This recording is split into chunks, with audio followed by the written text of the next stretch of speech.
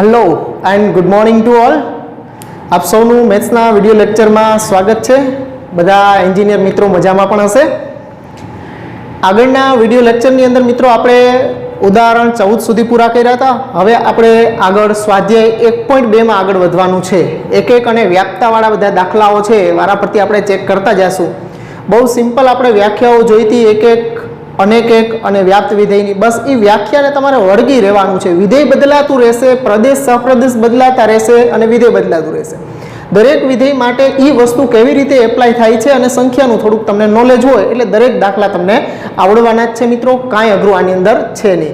लखवानुं कई रीते ई तमे हुं लखुं छुं ई प्रमाणे तमे जोता जाओ एटले तमने पण एवुं लखता आवडी ज जाशे मित्रों। तो जोई पहेलो दाखलो स्वाध्याय 1.2 नो શું કહે છે? ધારો કે આર સ્ટાર છે એ તમામ શૂન્યેતર વાસ્તવિક સંખ્યાઓનો ગણ છે। આર સ્ટાર શૂન્યેતર એટલે શૂન્ય સિવાયની આર સ્ટાર છે એ r-0 બતાવે છે। ઓકે, સાબિત કરો કે વિધેય f ફ્રોમ આર સ્ટાર થી R star f of x બરાબર 1/x આપ્યું છે।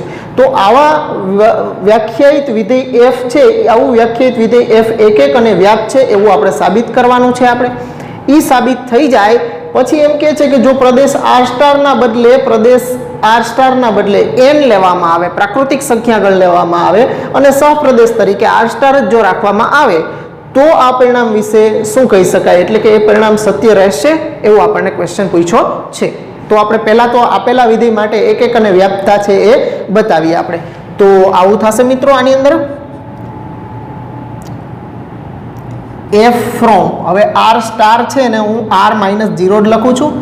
r-0 થી r-0 f of x બરાબર 1/x છે। તો પહેલા એક એક આપણે ચેક કરી દઈએ।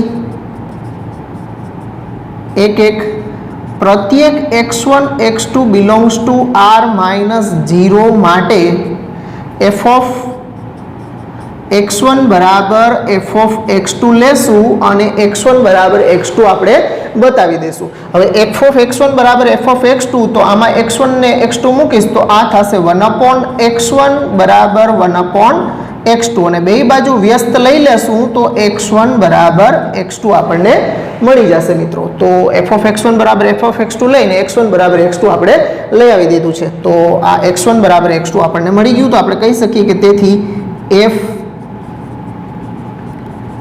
एक एक विधेय छे। ओके, હવે વ્યાપ્તતા વિશે વાત કરીએ। વ્યાપ્તતા ઓકે, તો f of x નું સૂત્ર છે આપણી પાસે f of x બરાબર 1/x। હવે દરેક સંખ્યા, દરેક શૂન્યેતર વાસ્તવિક સંખ્યા હોય એનો વ્યસ્ત તો એની અંદર અસ્તિત્વ ધરાવે જ, એટલું તો આપણને અંદાજો હોય જ। તો આના માટે f of x છે અહીંયા આપણે y મૂકી દઈએ તો y બરાબર 1/x। આ x અહીંયા લઈ લઈને y અહીંયા લઈ લેશું એટલે આ થશે x બરાબર 1/y। x બરાબર 1/y થશે। ઇઝ બિલોંગ્સ ટુ એના પ્રદેશ થઈ જાય છે એટલે કે ઇઝ બિલોંગ્સ ટુ r-0 થાય। ઓકે, તો આપણે કહી શકીએ તેથી પ્રત્યેક y બિલોંગ્સ ટુ r-0 આ સહપ્રદેશનો r-0 આ સહપ્રદેશના ચાહે પ્રદેશ સહપ્રદેશ બે સરખો જ છે તો r-0 y આપણે લઈ એ સહપ્રદેશનો ઘટક છે એમ તમારે સમજવાનું છે। y બિલોંગ્સ ટુ r-0 માટે એવો કોઈક x belongs two r-0 x belongs two r-0 મળે કે જેથી મળે છે કે જેથી f of x બરાબર f of, હવે f of x શું આપણે લીધો છે તો કે 1/y એટલે x ની જગ્યાએ 1/y મૂકી દો અને આ 1/y છે મુખ્ય સૂત્રમાં x ની જગ્યાએ મૂકો તો સામે શું આવશે તો કે 1/1/y। ઓકે, તો છેદનો છેદ અંશમાં એટલે બરાબર y થાય। ઓકે, તો f of x બરાબર y થાય છે એનો મતલબ કે આ વિધેય છે એ કેવું થયું મિત્રો? વ્યાપ્ત વિધેય થયું। તેથી f વ્યાપ્ત વિધેય છે। તો આપેલું વિધેય છે એ એક એક અને વ્યાપ્ત થયું। હવે આપણને જે પછી પ્રશ્ન પૂછ્યો છે કે આર સ્ટાર ને બદલે n લેવામાં આવે તો હવે f from n to r-0 F of x બરાબર 1/x માટે હવે જો અહીંયા આપણે શું n લીધો છે, હવે અહીંયા પહેલા શું હતો પ્રદેશ તો કે r - 0, હવે n છે એ આખો r - 0 માં સમાઈ જાય. હવે જો n માટે કોઈ વિધેય r - 0 માટે કોઈ વિધેય છે એક એક રહેતું હોય તો એની અંદર સમાઈ જતા ગણ માટે તો એ એક એક રહેવાનું જ છે. એટલે અહીંયા આપણે એટલું જ કારણ આપવું પૂરતું છે કે માટે n સબસેટ r - 0 હોવાથી f એ હોવાથી ઉપરની ગણતરી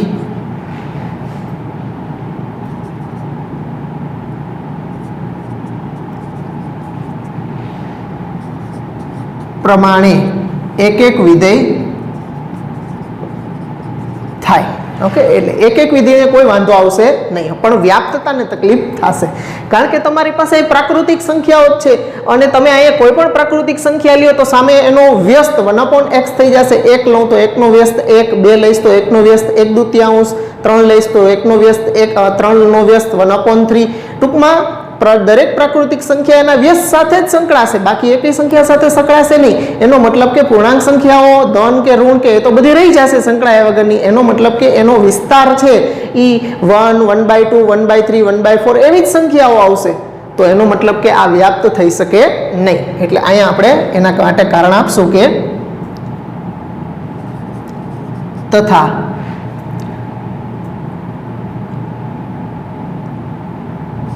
y બરાબર 2 belongs to r - 0 માટે એવો કોઈ x belongs to n ન મળે કે જેથી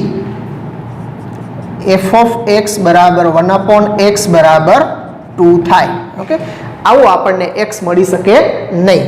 એનો મતલબ એવો થયો કે 2 is not belongs to range of f. એક સંખ્યા માટે આપણે કહી દેવાનું ઓકે કે આ સંખ્યા માટે નથી થતું, બાકી ઘણી બધી પૂર્ણાંક સંખ્યા માટે નથી થતું. ઓકે, પણ આપણે એક સંખ્યા માટે કહેશું કે 2 is not belongs to range of f. તેથી f વ્યાપ્ત વિધેય નથી. ઓકે, આના માટે તો વ્યવસ્થિત આપ બધાને સમજાઈ ગયું હશે કે કઈ રીતે એક એક અને વ્યાપ્તતા થાય છે. દરેક દાખલામાં થોડું નવું શીખવાનું આવશે, તો મિત્રો સમજતા જજો અને આ રીતે જ લખવાનું હોય છે. આ મેં પછી બગડો લીધો છે, તમને બગડો ન ગમે તમે 3 લઈ શકો, 5 લઈ શકો, 7 લઈ, કોઈ પણ પૂર્ણાંક સંખ્યા ધન ઋણ ગમે તે લેશો, ગમે તેના માટે આ લખી શકશો તમે. ઓકે, નોંધી લ્યો મિત્રો દાખલાને. ચાલો મિત્રો, હવે એના પછીનો બીજો દાખલો છે. એમાં નીચે આપેલા વિધેયો એક એક અથવા વ્યાપ્ત અથવા બંને ગુણધર્મ ધરાવતા વિધેય છે કે નહીં તે ચકાસો. બહુ નાના દાખલા છે. એકને એક સૂત્ર ઉપર 3 અલગ અલગ પ્રદેશો અને સહપ્રદેશો ઉપર ચર્ચા કરવામાં આવી છે કે જેથી તમને ખ્યાલ આવે કે પ્રદેશ ને સહપ્રદેશ બદલાય તો આ વિધેયની એક એક અને વ્યાપ્તતામાં શું ફેર પડે છે મિત્રો.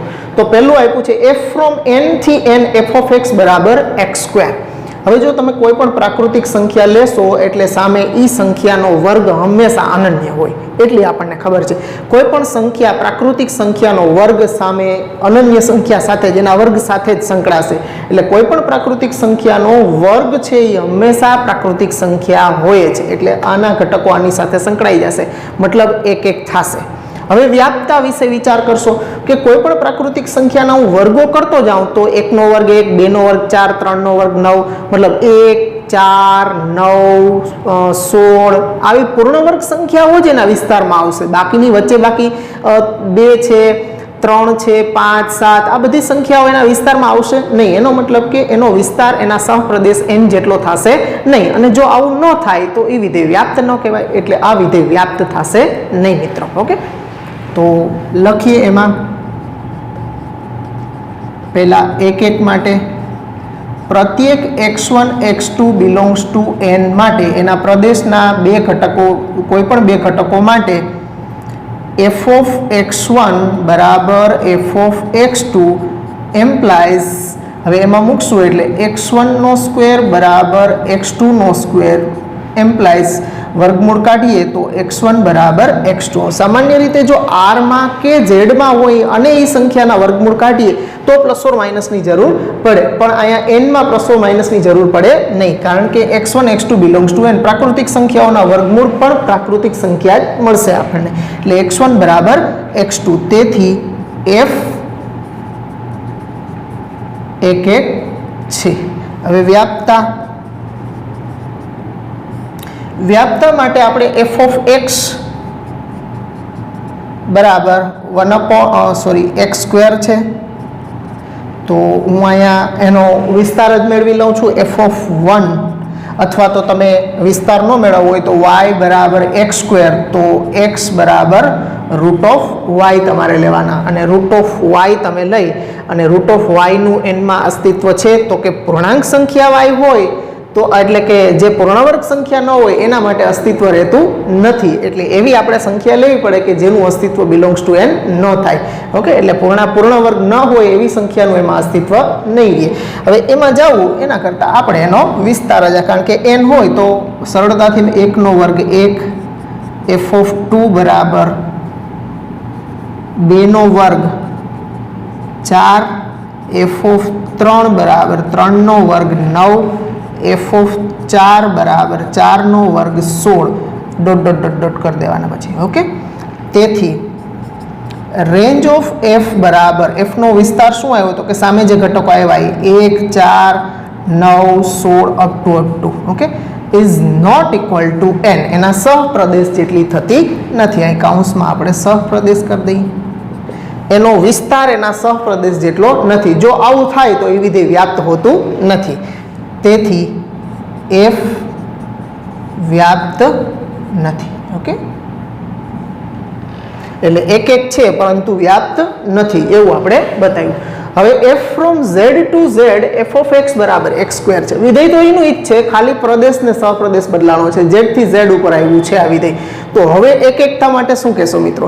તો 1 1 માં આપણને ખ્યાલ છે કે જો z આવી જાય તો ઋણ પૂર્ણાંક સંખ્યા અને ધન પૂર્ણાંક સંખ્યા બે હવે આવી ગઈ, તો ઋણ પૂર્ણાંક સંખ્યાનો વર્ગ સરખો થાય અને ધન પૂર્ણાંક સંખ્યાનો વર્ગ તો સરખો જ થાય. એનો મતલબ હવે આ 1 1 થતું પણ બંધ થઈ જશે. ઓકે, બાકી અહીંયા પૂર્ણાંક સંખ્યાઓ છે એટલે જે પૂર્ણવર્ગ સંખ્યાઓ નથી આના માટે એવું જ થશે.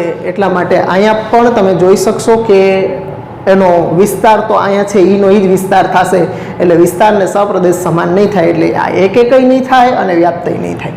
તો આના માટે 1 1 પ્રત્યેક x1 x2 belongs to z માટે આપણે કાઉન્ટર એક્ઝામ્પલ આપવાનું છે. ઓકે, સાબિત 1 1 થતું હોય જ્યારે વિધેય 1 1 હોય ત્યારે તમારે આ રીતે બતાવવાનું રહેશે. ઓકે, એ ઓલરેડી આપણને પહેલેથી જ ખબર પડી જાય એમાં. ઓકે, 1 1 છે કે નથી, આપણે એ વિધેય જે તે વિધેય છે એનું તમને પૂરતું નોલેજ હોવું જોઈએ, એના પ્રદેશ સહપ્રદેશ ઉપર એની વિધેય ઉપર એની શું અસર થાય છે એ આપણને ખ્યાલ હોવો જરૂરી છે મિત્રો. તો 1 1 માટે આપણે બે સંખ્યાઓ લઈ લઈએ. f of 3 લઉં તો f of 3 એટલે 3 નો વર્ગ 9, અને f of -3 ગમે તે લઈ શકો, -3 નો વર્ગ બરાબર પણ 9 થાય. તેથી -3 ઇઝ નોટ ઇક્વલ ટુ 3, પણ f of -3 બરાબર f of 3. આ બે ભિન્ન સંખ્યાઓ છે પણ બેના મૂલ્ય સરખા મળે છે, મતલબ બે સંખ્યાઓ એક જ ઘટક સાથે સંકળાય છે. એના પ્રદેશની બે સંખ્યાઓ 3 અને -3 છે એ 9 સાથે સંકળાય છે, મતલબ એક કરતાં વધારે ઘટકો જો સંકળાતા હોય તો આવું વિધેય 1 1 થઈ શકે નહીં, એટલે કે અનેક 1 છે. તેથી f 1 1 વિધેય નથી, અથવા તો અનેક 1 વિધેય છે એમ લખો તો પણ ચાલે. 1 1 ન હોય એટલે અનેક 1 હોય. ઓકે, વ્યાપ્તતા માટે પણ એવું જ કરશું આપણે. f of 0 તો 0, પછી f of 1 તો 1 નો વર્ગ 1, પછી f of -1 તો -1 નો વર્ગ એ 1 જ થાય, પછી f of 2 તો 2 નો વર્ગ એ 4, અને f of -2 નો વર્ગ તો -2 નો વર્ગ એ 4 જ થશે. ઓકે, પછી f of 3 નો વર્ગ, f of 3 તો 3 નો વર્ગ 9, પછી f of -3 નો વર્ગ, અહીંયા વર્ગ થઈ જાય છે કા બરાબર 9 પછી ડોટ ડોટ ડોટ ડોટ કરી દઈએ આપણે ઓકે તો તેથી રેન્જ ઓફ એફ બરાબર શું આવ્યું તો કે 0 1 4 9 16 up to 2 is not equal to Z સહપ્રદેશ મતલબ કે એનો વિસ્તાર અને એનો સહપ્રદેશ સમાન થતા નથી તેથી એફ વ્યાપ્ત નથી ઓકે એટલે એક કઈ નથી અને વ્યાપ્ત નથી એવું થયું આ ઓકે ખાલી પ્રદેશ એનો બદલાઈ પ્રદેશ ને સહપ્રદેશ બદલાઈ જવા હજી આર થી આર ઉપરનું વિધેય આવે જો આ અને પછીનું ત્રીજું જ છે જો આર થી આર ઉપર હોય તો શું ફેર પડે આર થી આર ઉપર x² હોય તો એમાં પણ આ જ થવાની છે પોસિબિલિટી એટલે એ પણ એક નથી કારણ કે એમાં પણ ધન સંખ્યા ઋણ સંખ્યા તો હોવાની જ છે તો એના વર્ગ છે એ સરખા જ થવાના છે એટલે આર થી આર ઉપર હોય x² આમે મેં તમને કીધું હતું કે આર થી આર ઉપર હોય કોઈ પણ દ્વિઘાત બહુપદી ત્યારે એ હંમેશા એક નથી હોતી વ્યાપ્ત નથી હોતી પછી વ્યાપ્તામાં તો આર થી આર ઉપર હોય તો એનો વિસ્તાર જ હંમેશા x² is greater than or equal to 0 રહીએ એટલે 0 થી ઇન્ફાઇનાઇટ એનો વિસ્તાર થાય એટલે અહીંયા જ્યારે ગણતરી કરવાની આવે આમાં તો આની આ જ ગણતરી તમે લખી નાખો તો ચાલે પણ વિસ્તારની અંદર f ઓફ x બરાબર લખવાનું કે પ્રત્યેક x બિલોંગ્સ ટુ r માટે f ઓફ x બરાબર x² is greater than or equal to 0 તેથી રેન્જ ઓફ f બરાબર 0 થી infinite is not equal to r સહપ્રદેશ ઓકે એટલે વ્યાપ્ત નહીં થાય એટલે ત્રીજો દાખલો છે એ તમારે કરવાનો છે એક તો આમાં છે એવું દાખલો 3 ને બદલે 2 લઈ લેશો અથવા તો 1 લઈ લેશો તો પણ ચાલશે આના જેવી જ ગણતરી પણ વ્યાપ્તતામાં આવું કહે છે પ્રત્યેક x બિલોંગ્સ ટુ r માટે f ઓફ x બરાબર x² કોઈ પણ વાસ્તવિક સંખ્યાનો વર્ગ હંમેશા ધન અથવા તો શૂન્ય જ હોય ઋણ હોય જ નહીં એટલે greater than or equal to 0 એનો મતલબ કે 0 થી ઇન્ફાઇનાઇટ એનો વિસ્તાર થયો અને તો એનો સહપ્રદેશ તો r હશે તો એ r જેટલું થશે નહીં ઓકે કારણ કે ઋણ સંખ્યાઓ આની અંદર છે જ નહીં એટલે વ્યાપ્ત થશે નહીં આ ત્રીજા દાખલા માટે તમારે વ્યાપ્ત નથી થતું એમાં આ રીતે લખવાનું થશે તો નોંધી લ્યો ત્રીજા દાખલો હું નહીં ગણું તમારા માટે રાખી દઈશ નોંધી લ્યો મિત્રો ચાલો મિત્રો બીજા દાખલામાં ત્રીજો મેં તમને હમણાં જ કીધું હતું કે r થી r ઉપર f ઓફ x બરાબર x² હશે તો એક તો નહીં જ થાય અને વ્યાપ્ત પણ નહીં થાય એના માટે આ આપણે સમજાતા ઓકે તો તમારી રીતે ત્રીજો દાખલો છે એ તમને આપવામાં આવે છે તમારે હોમવર્કમાં કરવાનો છે હવે એના પછીનો છે ક્યુબિક પોલિનોમિયલ છે એટલે કે ત્રિઘાત બહુપદી છે f ફ્રોમ n થી n પ્રદેશ અને સહપ્રદેશ બે પ્રાકૃતિક સંખ્યા ગણ n આપ્યા છે અને f ઓફ x બરાબર x નો ઘન આપ્યો છે તો ક્યુબિક પોલિનોમિયલ હોય તો આપણને ખબર છે કે એમાં વાંધો આવતો નથી ઓકે એટલે કે એક થશે એના કારણ કે ધન સંખ્યા હોય તો ધન સંખ્યાના ઘનમૂળ છે એ ધન સંખ્યા જ નીકળે એટલે f એક વિધેય માટે આપણે ચેક કરીએ તો પ્રત્યેક x1 x2 belongs to n માટે f ઓફ x1 બરાબર f ઓફ x2 તો એના જે ઘન થાય x1 નો ક્યુબ બરાબર x2 નો ક્યુબ ઓકે દાખલા તરીકે 1 અને 2 લીધા હોય તો 1 નો મતલબ કે આ બે તો સંખ્યા સરખી જ હોવી જોઈએ તો જ આના બરાબર આ છે એવું આપણે કહી શકીએ તો બે સંખ્યાના ઘન સરખા હોય તો એના ઘનમૂળ પણ સરખા જ થાય એટલે x1 બરાબર x2 આપણે કહી શકીએ મિત્રો તેથી f એક વિધેય છે ઓકે હવે વ્યાપ્તતાની વાત કરીએ તો શું લાગે છે મિત્રો વ્યાપ્ત થશે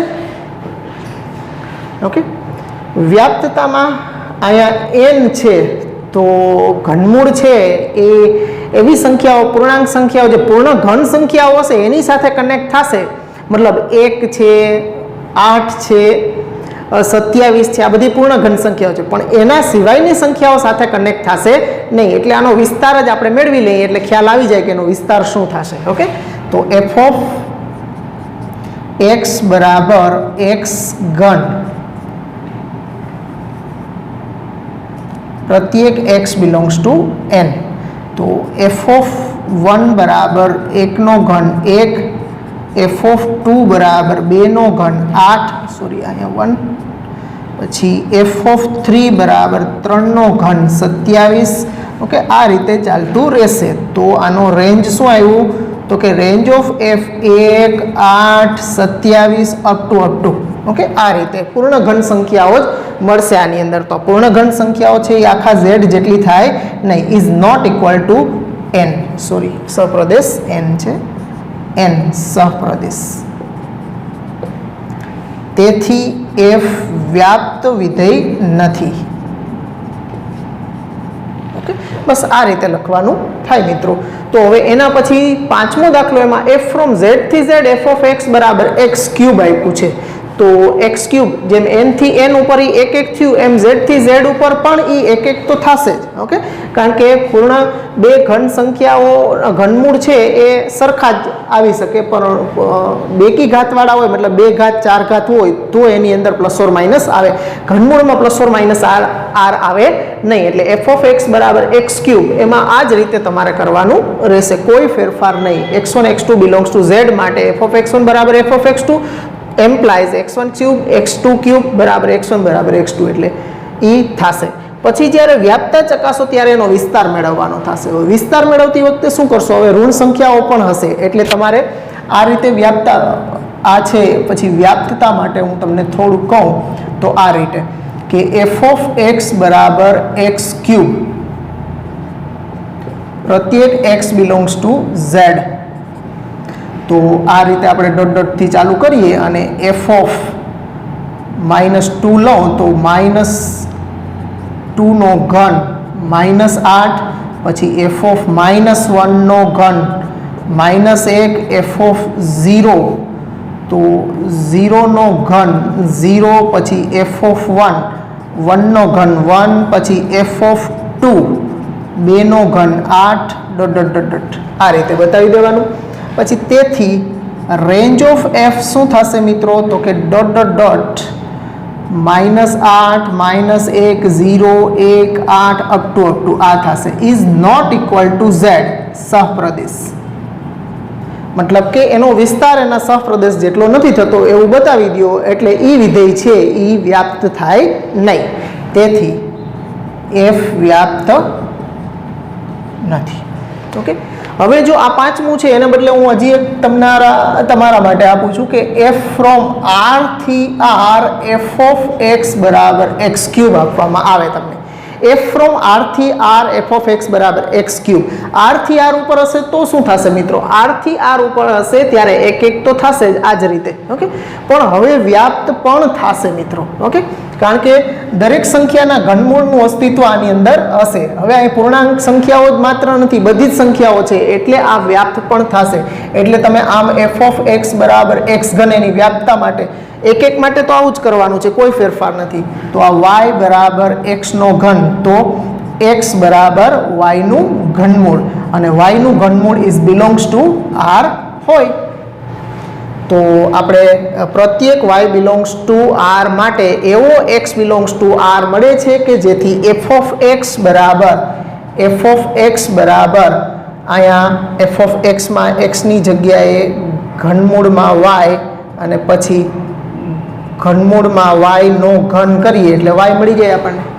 ઓકે, એટલે દરેક વાસ્તવિક એના સહપ્રદેશની દરેક સંખ્યાને સંગત એક સંખ્યા તો તમને એના પ્રદેશમાંથી મળે જ કે જેનું ઘન કરતા એ સંખ્યા તમને એના પ્રતિબિંબ તરીકે મળતી હોય. તો r થી r ઉપર હશે તો x ઘન છે એ એક એક અને વ્યાપ્ત થશે મિત્રો. ઓકે, તો આ અને આ પણ તમારે એક્સ્ટ્રા કરવું હોય તો કરી લેજો, નોંધી લ્યો મિત્રો. ચાલો મિત્રો, હવે એના પછી 1.2 નો ત્રીજો દાખલો છે. રકમ થોડીક મોટી છે એટલે મેં લખવાની થોડીક આળસ કરી છે, ખાલી વિધેય લઈ લીધું છે. સાબિત કરવાનું છે આપણે આ વિધેય માટે f ફ્રોમ r થી r f ઓફ x બરાબર ચોરસ કૌંસમાં x, મતલબ મહત્તમ પૂર્ણાંક વિધેય અહીંયા દર્શાવે છે. x થી મોટો ન હોય એવો મહત્તમ પૂર્ણાંક છે અહીંયા x. તો મહત્તમ પૂર્ણાંક ભાગ છે એ એક કંઈ નથી અને વ્યાપ્તય નથી એવું આપણે સાબિત કરવાનું છે આ દાખલાની અંદર. તો બહુ સિમ્પલ છે મિત્રો.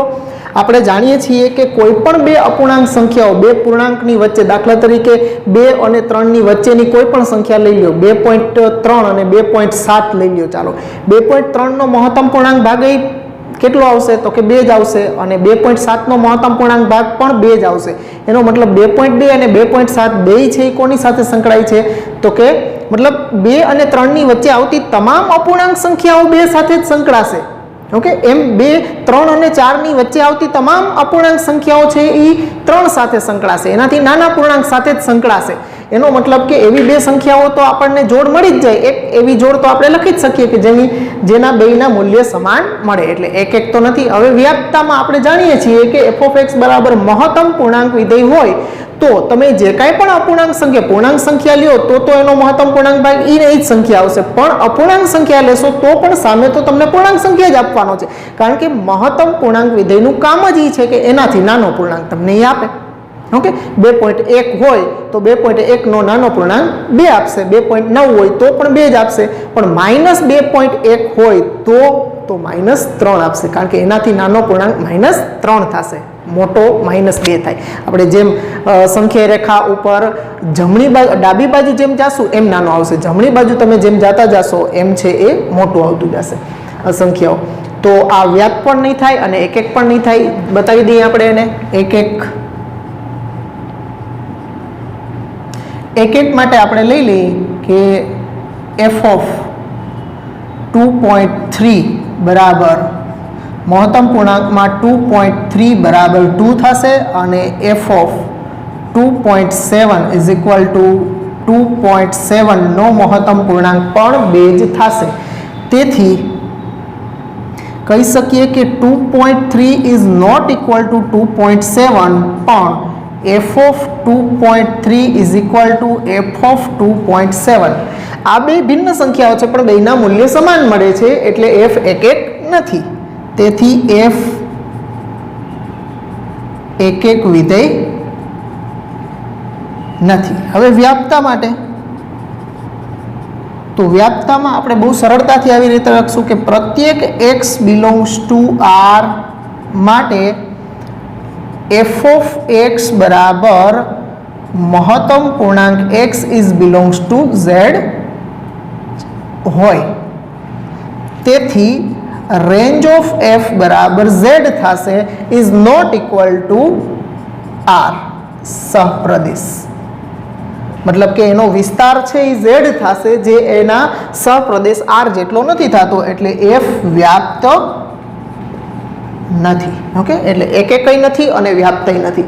જો ન હોય ને તો એમાં એક ઉદાહરણ આપી દે એટલે પૂરતું થઈ ગયું, પણ હોય એના માટે તમારે આખું કેલ્ક્યુલેશન કરીને બતાવવું પડે અથવા તો એનો વિસ્તાર મેળવીને કરવું પડે. હવે એના પછીનું ચોથું છે, એમાં પણ એવી જ વાત કરવાની છે આપણે કે f from R થી R ઉપર f(x) બરાબર mod x. જો નાના વિધેયો છે આને સમજીને તમારે પછી મોટા દાખલાઓ ઉપર જવાનું હોય, એટલે ખાસ ધ્યાન રાખજો. આવું મહત્તમ અહીંયા માનાંક વિધેય આપ્યું છે, અહીં મહત્તમ પૂર્ણાંક, એમ ન્યૂનતમ પૂર્ણાંક, ચિહ્ન વિધેય આના પછી આવશે, તો ખાસ બધા વિધેયો માટે એક એક દાખલાઓ છે એમ કહો તો પણ ચાલે. તો f(x) બરાબર mod x. હવે R ની અંદર ધન સંખ્યાઓ હોય અને ઋણ સંખ્યાઓ હોય. તમે કોઈ પણ 5 અને -5 લેશો તો એનો માનાંક તો 5 જ આવશે. એનો મતલબ બે ભિન્ન સંખ્યા એક જ મૂલ્ય સાથે સંકળાય છે, એટલે એક થશે નહીં. ઓકે, તો બતાવીએ આને પણ એક માટે f(5) બરાબર mod of 5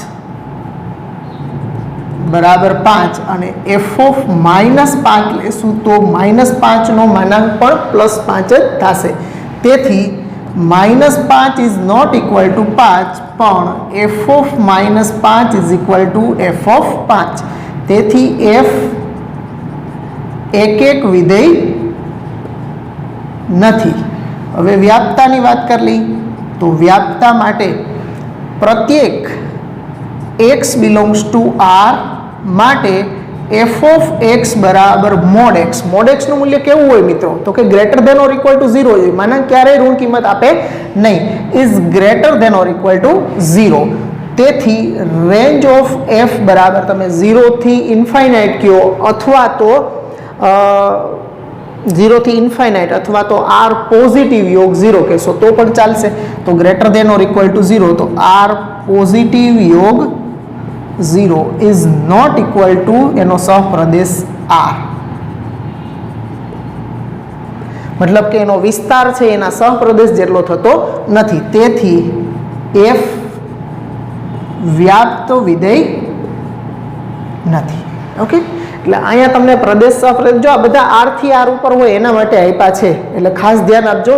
પ્રદેશ સહપ્રદેશ આર થી આર ને બદલે ઝેડ થી ઝેડ કે આવું કાંઈ બદલાઈ જાય કે એન થી એન, તો પછી આનું આપણે એ પ્રમાણે જોવું પડે. ઓકે, આ જ વસ્તુ મોડેક્સ છે એ એન થી એન ઉપર આગળ આપી દો એટલે એ એન થી એન ઉપર એક એક હોય જ, અને વ્યાપ્ત પણ એન થી એન ઉપર થઈ જશે.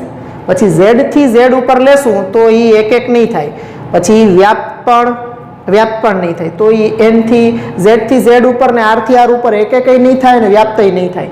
એન થી એન ઉપર એક એક થઈ જશે અને વ્યાપ્ત થઈ જશે. ઓકે, નોંધી લ્યો ભાઈ દાખલા.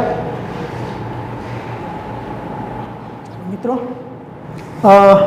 બધાને વ્યવસ્થિત સમજાતું હશે, અને દાખલામાં એક પછી એક વિધેય જ્યારે બદલાતા જાય છે ત્યારે કઈ રીતે લખાણ થાય છે એ જોતા જાજો મિત્રો, અને ખાસ તમારા હાથથી એક વખત બધું ગણતા જાજો. જો ગણતા જશો અને સમજતા જશો તો ક્યાંય વાંધો આવે એવું છે નહીં. પણ પછી ખાલી સમજવાનું જ કામ કરીએ, લખવાનું અને એને સમજવાનું કામ આપણે સમજ્યા પછી લખવાનું પ્રેક્ટિસનો જે કામ આવે એ ન કરીએ તો પછી આમાં એવું લાગે કે સમજાણું છે, પછી લખવાનું આવે ત્યારે કદાચ ન લખી શકો એવું બની શકે. એટલે બેટર છે કે લખવાનું પણ ચાલુ રાખવું મિત્રો. ચાલો હવે પાંચમો દાખલો છે, એમાં ચિહ્ન વિધેય છે. સાબિત કરો કે ચિહ્ન વિધેય સાઇનમ ફંક્શન અથવા તો ચિહ્ન વિધેય f ફ્રોમ r થી r f of x x greater than 0 ત્યારે 1, x બરાબર 0 ત્યારે 0 અને x લેસ ધેન 0 ત્યારે -1. એટલે કે ચિહ્ન વિધેય છે એ તમને 1, 0 અને -1 આ ત્રણમાંથી જ એક કિંમત આપશે.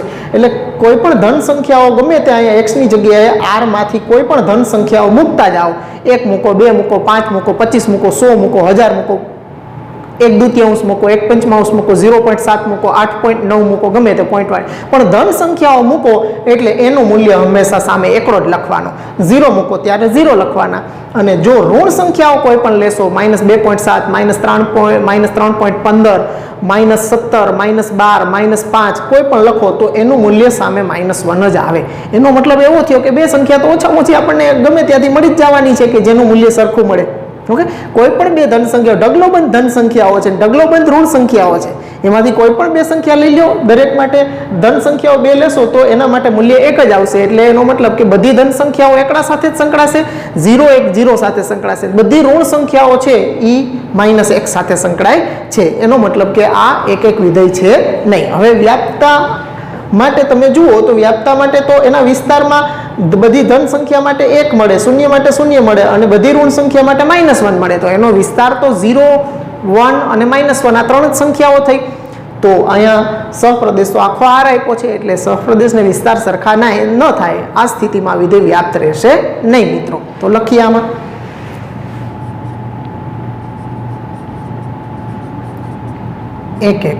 એક એકમાં આપણે કોઈ પણ બે સંખ્યા લઈ લઉં છું. f ઓફ 5 બરાબર 1 અને f ઓફ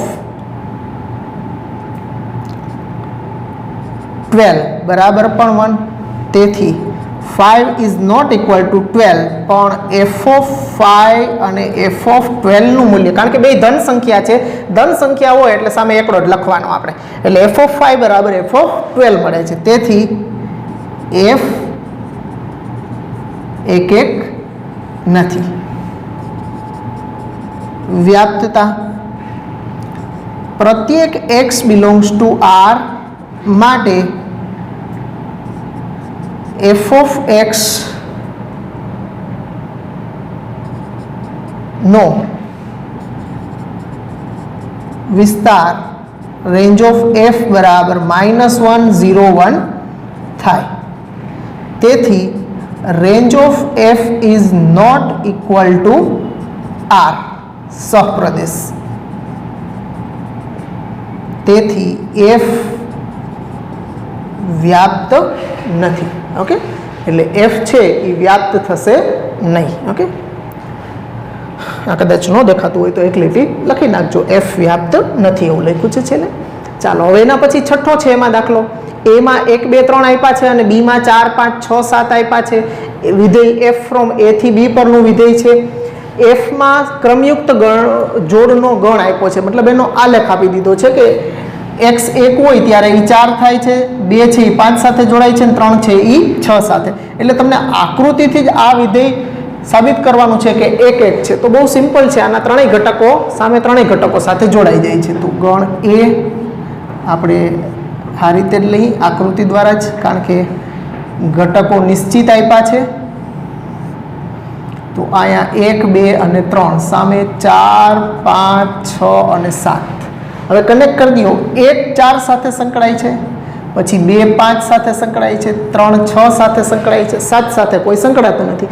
પણ એક એક વિધેય માટે તો આપણે એટલું જ જરૂરી છે કે ગણ એ નો દરેક ઘટક સામે ભિન્ન પ્રતિબિંબ ધરાવે છે કે નહીં, તો કે હા ધરાવે છે. એનો મતલબ એક એક થઈ ગયું.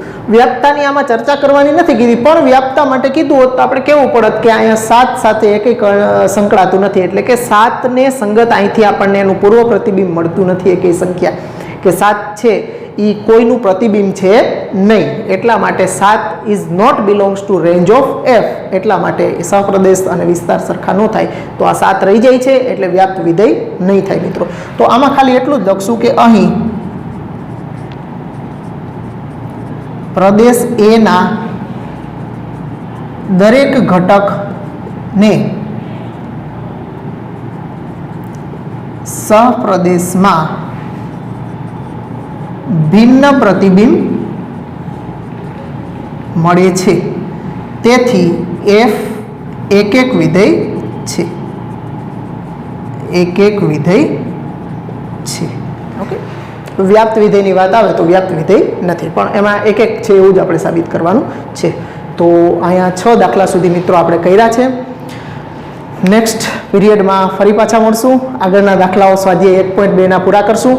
તો આઈ હોપ બધાને વ્યવસ્થિત સમજાતું હશે, પણ પ્રેક્ટિસ કરવાનું ભૂલતા નહીં મિત્રો. બધાય દાખલા હું જેમ લખું છું એવી જ રીતે તમને સમજવાનું, સમજાતું હોવું જોઈએ અને લખતા આવડવું જરૂરી છે મિત્રો. વિધેયનું થોડુંક વ્યવસ્થિત નોલેજ હોવું જોઈએ તમને. જો કદાચ એવું હોય તો તમે 11th આપણે જે વિધેય ચેપ્ટર હોય છે એની અંદર તો વિધેય બધાય આવે છે, તો એ વિધેયનો એક કોન્સેપ્ટ ક્લિયર કરી લો તો પણ તમને ક્યાંય વાંધો આવશે નહીં, જો વિધેય નબળા હોય તો. બાકી આમાં જનરલી જો કે વિધેયની પણ ચર્ચા કરતા જ જાય છે, એટલે ક્યાંય વાંધો આવશે નહીં મિત્રો. તો આપશો રજા મિત્રો. ફરી પાછા આપણે નેક્સ્ટ આવતા પીરિયડમાં મળશું. ગુડ બાય, આવજો.